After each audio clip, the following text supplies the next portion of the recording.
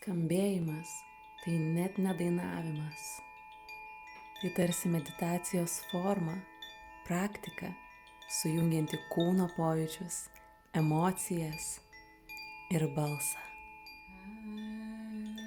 Visas pasaulis, visi žmonės, visi daiktai, atomai, viskas pačiame giliausiame lygmenyje yra vibruojančios dalelės. Todėl susitelkimas į savo jausmus ir į tą kūno vietą, kurioje jie jaučiasi, o tuomet leidimas tiesiog leisti savo garsą, tarsi jis sklistų iš pačios tos vietos, yra tarsi giluminis gydymas, prisiliečiant prie savęs ląstelių ir vibracijų lygmenių.